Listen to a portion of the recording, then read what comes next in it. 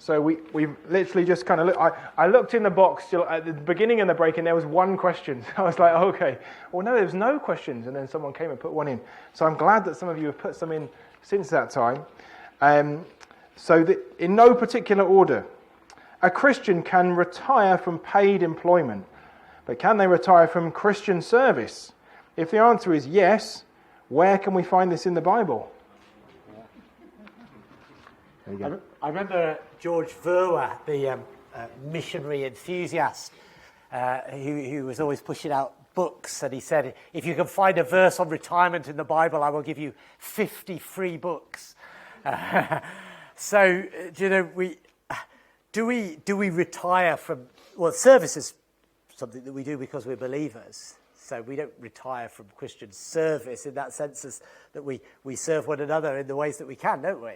There's no, I've done my Christian service now. Does it mean can you retire from paid Christian work? Hopefully. I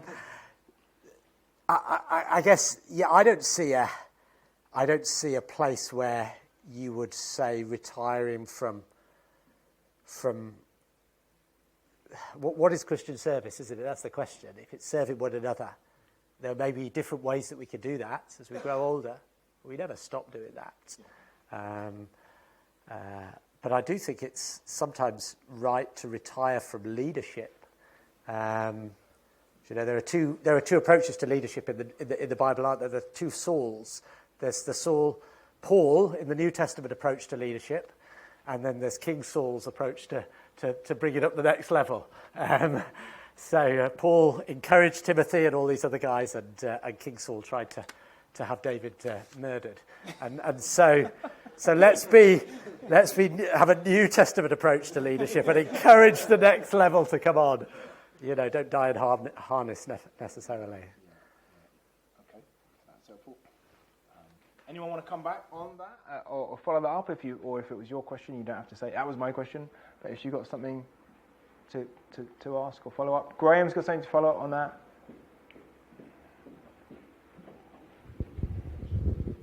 Yeah, just simply that people need to be realistic about getting old.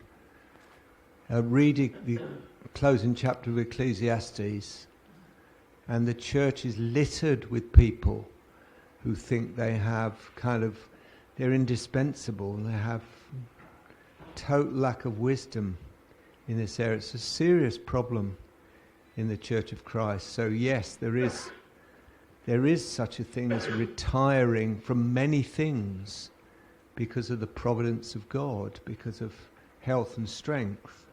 And some of these things are more, one needs more weight, more care. So I retired from full-time Christian work, partly because you get less and less emotional strength.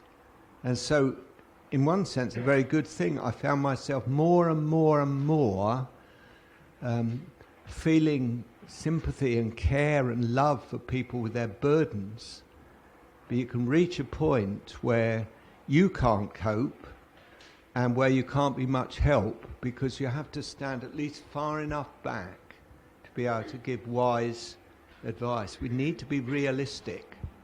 And I think it's absolute nonsense, the concept that there is no such thing as retirement in Scripture. So, for what it's worth.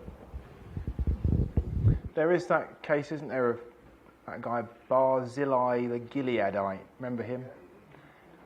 Maybe, or maybe not. 2 Samuel 19, David speaks to him and says, what is the context of this? Yeah, okay. Anyway, he says to Barzillai, come with me, and Barzillai says, I'm too old for that now. I can't serve like I used to. I'm what, 80 something, he says, I think. And just take this young man, doesn't he? He says Kinnam, I think. Does he? Yeah, that's right. Here's my servant Chimham. Let him go over with my lord the king. There you go. That's quite a good sort of retirement text, perhaps. I don't know. Yeah, Andrew. Is it Andrew? Yeah.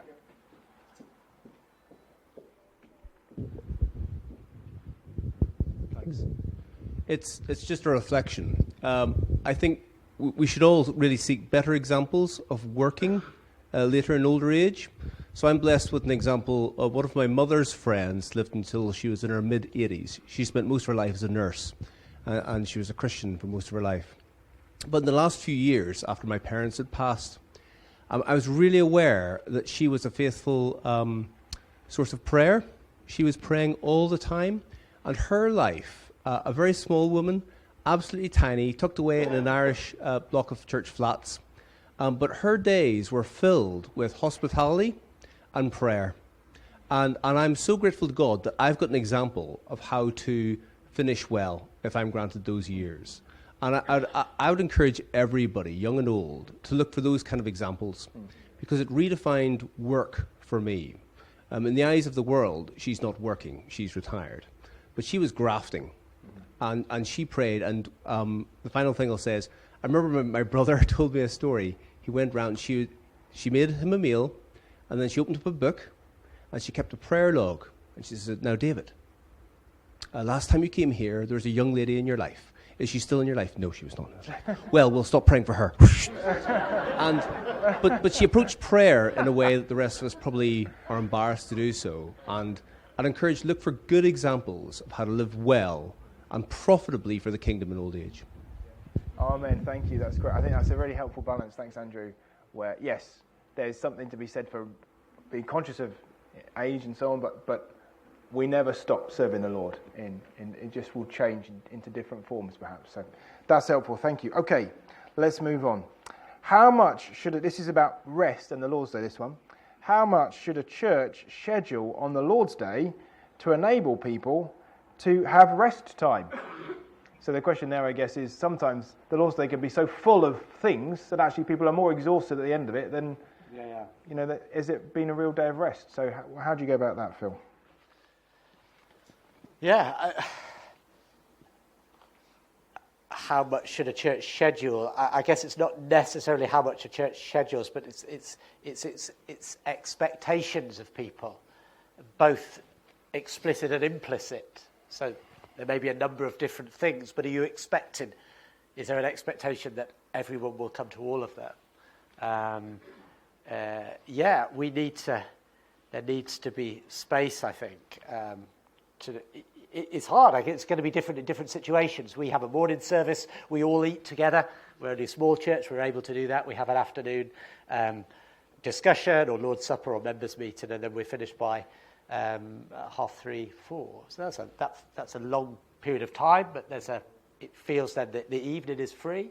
You go home and rest or have folks over, but then that's going to work differently for different churches and different people. But I don't know if there's an easy answer. But actually, even raising the question is the first thing, isn't it? It's, just thinking, am I giving these people space to rest, permission to rest, encouragement to rest, rather than thinking, we need to fit this in, and there's time to do that here and here. And okay, well, maybe, but are we giving people that encouragement and permission to rest? And different people, some people will need it more, and you will need to say, look, don't come to this. We're going out, we're taking some leaflets out, but you need to have a break from that.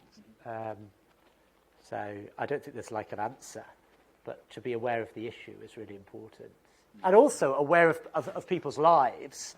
Do you know what I mean? If you've got folks who are, this is their one opportunity to have time to rest with their families, or if it's a different situation where you sort of say, well, actually, if your whole congregation is 9 to 5, then you might say, well, okay, then Saturdays there's time for that, but often it's shift workers and things like that. We need to be careful we don't overfill.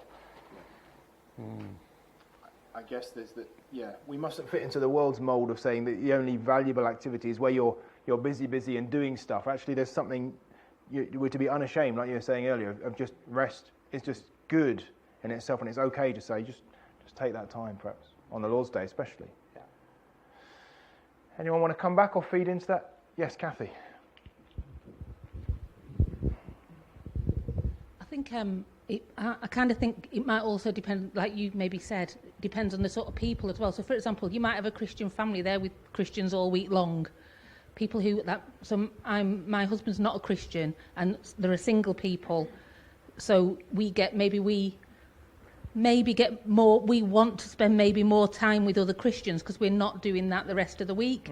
So at our church we have a morning and an evening service, and if they drop the evening service, I might think, oh, I'm a bit miffed because I don't have this. I have to prepare for the rest of my week with no Christians, if you know what I mean. So I think that's relevant as well. That's really helpful. And also, I think there's a danger of... we need to know ourselves. So some people are energized by being with people, and some people find that draining. And so for me, it's like conferences. I find energizing at sometimes a holiday. I'm happy to go along to a conference and take that as holiday time. But for other people, that they would find that, this is work, this is drain, and you've got to know yourself, and then you've got to be thoughtful of others, haven't you? And there's that sense in which also is rest. That there is that day, are we able to rest together? So there's that sense in which it's not just, I'm going to shut you off, I'm going to shut myself off in my little box, but to say, well, why don't you come over and spend time with us?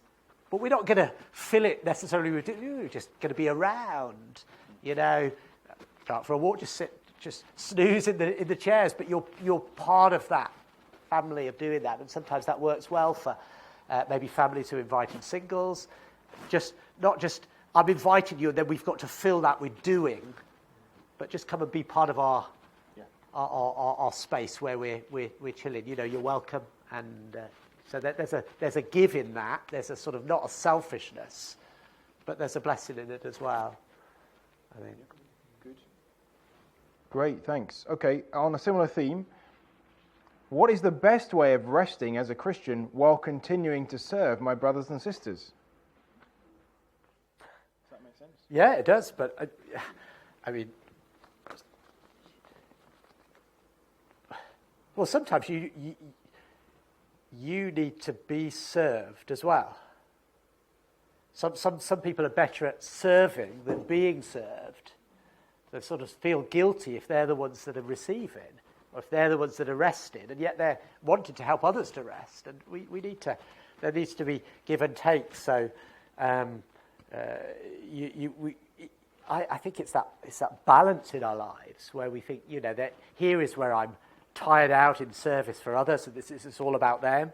And then here's a situation where I'm going to make sure I'm going to block out time to spend with my family, time to spend with physical rest, and just try to have some sort of a pattern and a way of doing things. I mean, it's not entirely related, but I think in things like for a pastor, preaching away. So I talked to one of my my co-pastor, and we sat down and we said, how many times should we be away and how many times not? And we just had this is the target, or this is the goal. And if someone says, will you do this? And you've filled up, you say, no, I'm sorry, I've agreed. You've got a framework, and then you don't always need to process, and you don't need to decide, I'll weigh this up or not. And have that same commitment in terms of resting. So sometimes the resting will be, I'm uncontactable on Monday. Because, in a sense, the world is not going to stop if I'm not around. So actually putting in some boundaries without being... and of course there's going to be give, isn't there? When a crisis happens, you're going to respond to it. But that crisis might not be, well, actually... I'm thinking about would you come and preach for us in 2 years' time? That could wait. So it's sort of having some structures maybe that will help you, and talking about them with people that you respect might help. I don't know. Good. Okay. Still on the kind of rest, but from a more theological point of view, or the question of Sunday and Sabbath. Someone's asked, so in our country, if a new church is set up, could they pick any day of the week for church worship? For example, could they validly pick a Saturday as it's weekend and people are off work? So is something you said 1 in 7 is the principle. Yeah. Could it be any one? Does it have to be Sunday? So, it's interesting. The question itself, it said in our country, and it seems to me that Sunday is still a very sensible day for meeting in our country, because we still have a Monday to Friday shape of a week. Now that's very different for lots of people, the gig economy, but that's still reasonable. I mean, if you lived in a country where, you know, the working week was was Sunday to Thursday or whatever, yeah, you would be sensible. It seems there's a default sense about having the Sunday, the first day of the week, the day when Jesus rose from the dead, the day when the Holy Spirit was given, the start of the week. There seems like a sense in that, but like, you know, the ideal is that you work through the week and have Sunday off, but there has to be a realism about opportunities now. And if it's just Christians who say, well, actually, you know, that most of their sport is, you know, most of the kids' football is on the Sunday, so could we move to Saturday? And I say, well, maybe we've got a priorities issue here. That's different from saying our society has Friday off. You know, if you're in a Muslim majority country or something like that, saying, well, this is why sort of, you know, your congregation in Israel, and that's the day when everyone's free. Mm-hmm. You can see wisdom about that, but at the moment, I don't think any other day of the week is necessarily better than Sunday in our church and in our society. And Sunday seems a lot of, theologically, it's the default, I think. Because it's the Lord's Day, because it's a resurrection day. Yeah. That's interesting. Okay. Anyone want to come back on that?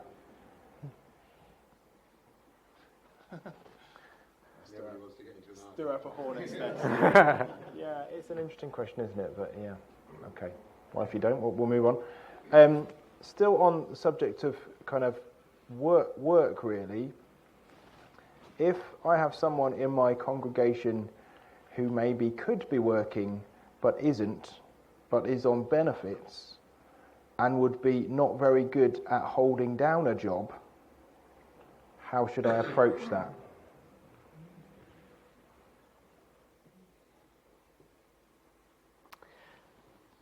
So there's going to be degrees of ability, and so our goal will always be that someone has meaningful activity in their day which will contribute in some way towards human flourishing, whatever that might be.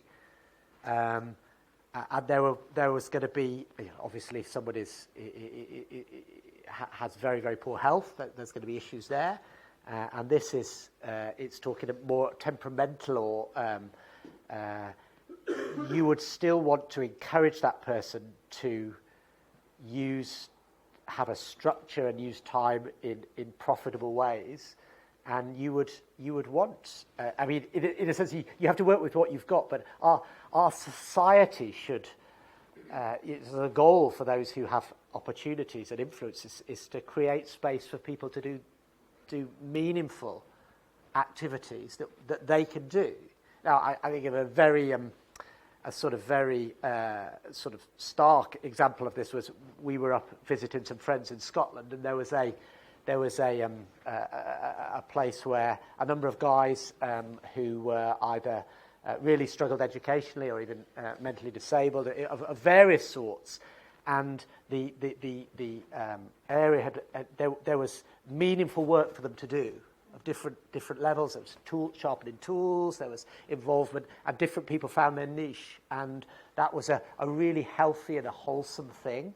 Gave them dignity and worth. And to be honest, all of us will need to find what we can do well. I mean, that's a challenge in our society, is that you get promoted and promoted until you get to the job that you can't do, and then you stick.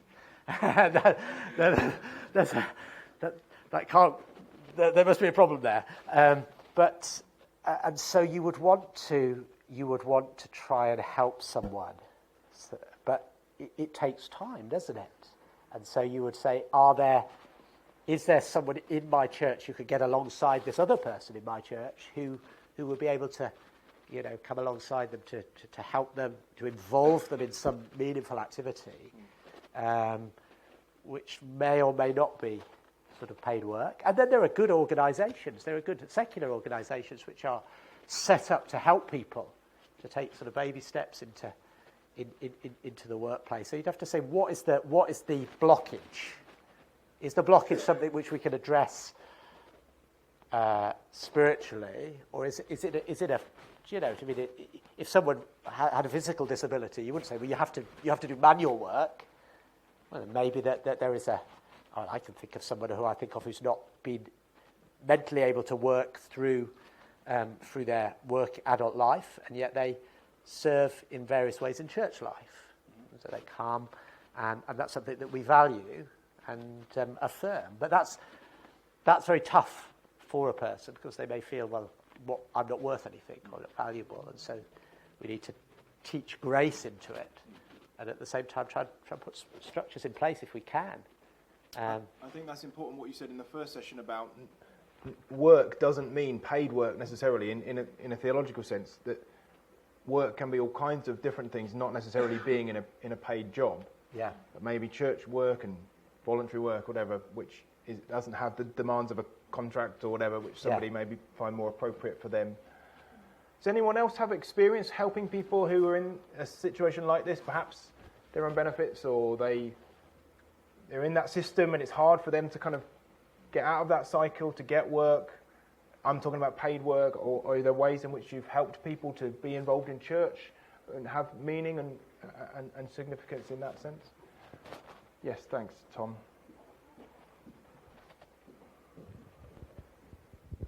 Yeah, so just an example based on what you were saying there, Phil. We've got someone in our church he's in his 50s.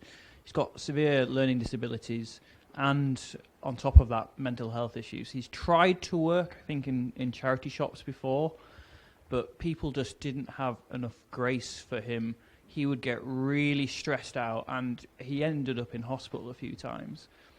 He works, and he will tell you he works. He won't say he volunteers. He's not getting paid, but he works faithfully in our cafe as a pot wash, washing up, putting the pots away, and that for him is his work, and it is meaningful, and it gives him meaning, and he will tell you that is his job, and for him it is.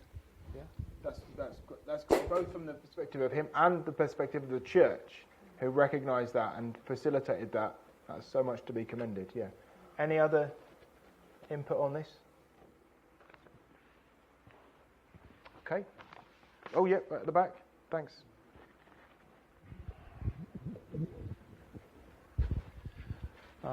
I could relate to that. I could say when I came to this country many years ago, all I could do is being a factory worker, because I didn't even speak English. What could I expect? So got that, and God blessed it over time. You know, got profession, and where I am now, it's miles better. But talking to young people these days, they've got a sense of entitlement. They're taught at schools like you can do anything you like. They come out of it, they want to be top jobs, you know, 6-figure salary, etc. And if it's below that, no, I'm not doing it. I'm not doing it. And you know, you may come across people that actually can't do a job. I mean, I'm not talking about mentally ill, I'm not talking about disabilities, that's of course straightforward, but if a person being made redundant, I think that person needs to find a job, I don't know, 6-12 months, and if there is no jobs that matches his previous experience, he needs to get a job which is available, because that God puts you, you know, in those circumstances. And if you don't work, well, don't eat. It's biblical principle.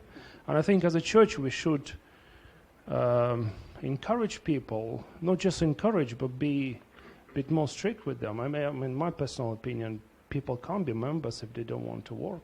If they can't work, they can't do jobs, but they don't want to. It's a church discipline issue. Yeah, are they Christians? That's the question. You know, Okay. if you break fundamental principle. Okay. Thank you. That's a helpful perspective. Worth thinking through, isn't it? What would you do if? Yeah, it does say. Paul does say, if a person should not eat.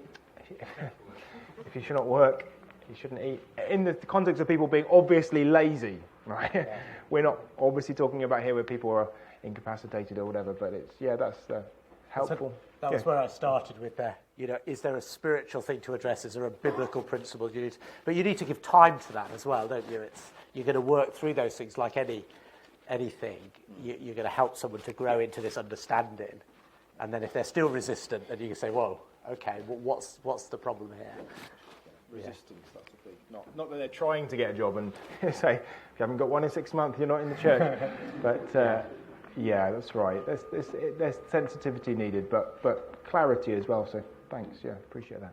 It makes me think also of, maybe your experience is the same. We have a growing number of asylum seekers who aren't allowed to work in terms of paid work, certainly, at least for the first X number of months.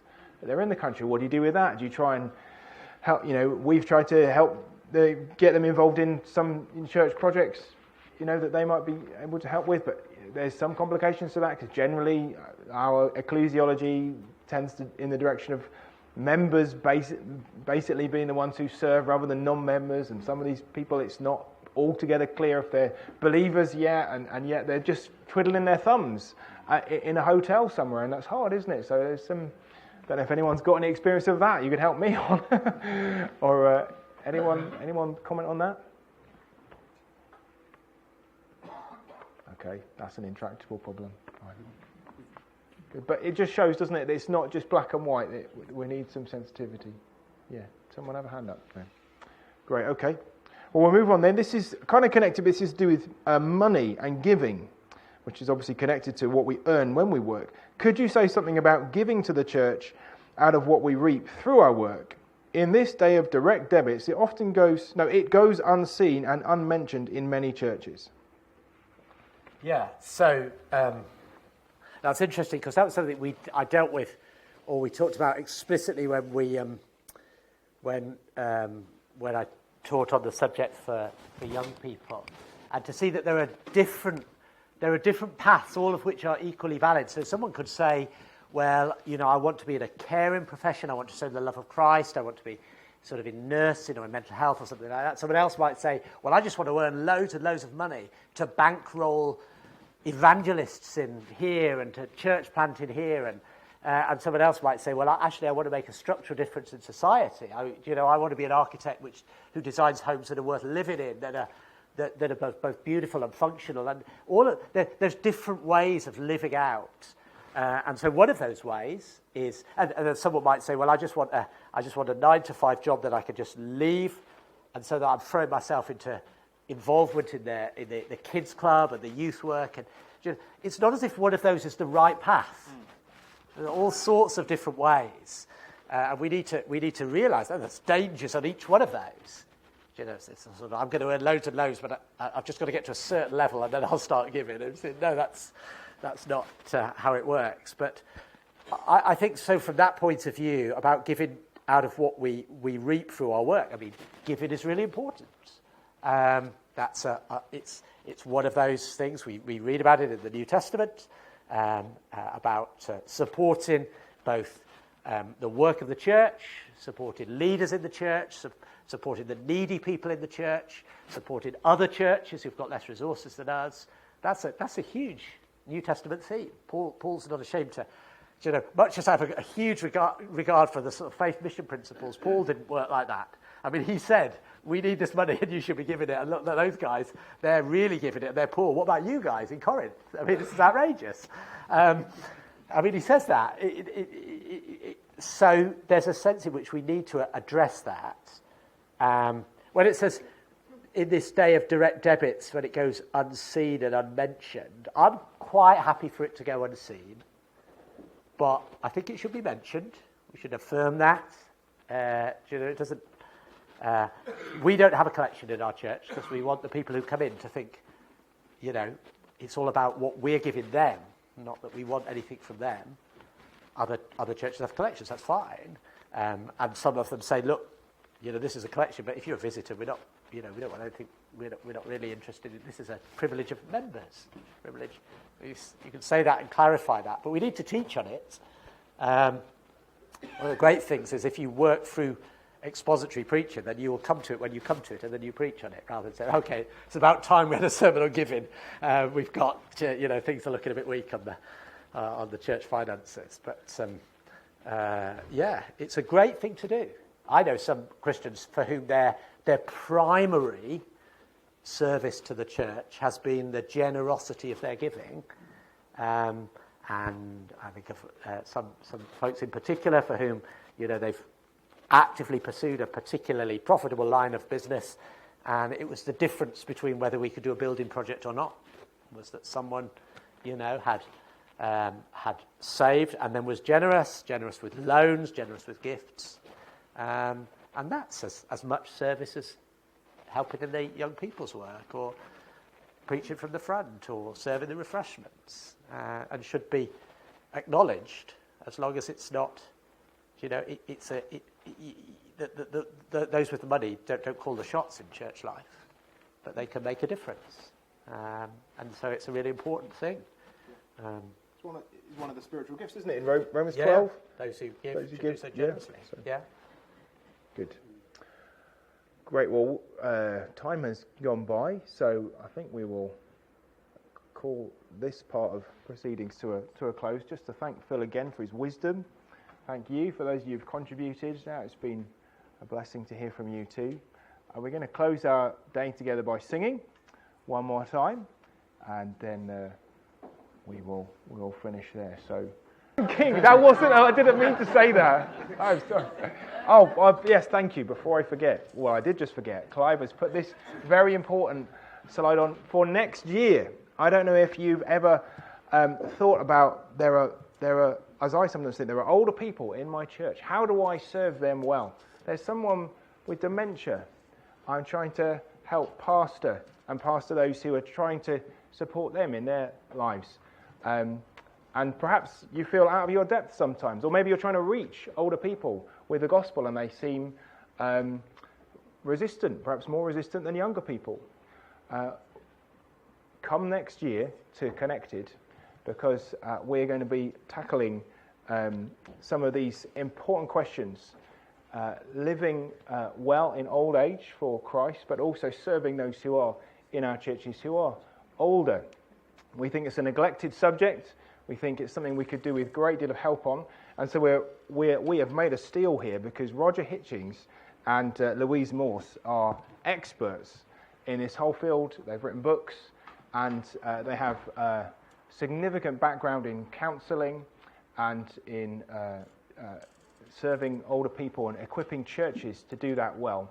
So they, God willing, will be with us next year. The date is not on there, but I have the date in my diary if you want to make a note. Thank you. The 15th of March it is. 15th of March 2025. God willing, we'll be meeting. This is a kind of working title, enabling older people to live God's purposes. But obviously publicity for it will come out nearer to the time next year. But if you want to put the date in the diary, that is it for next year, and we're looking forward to that.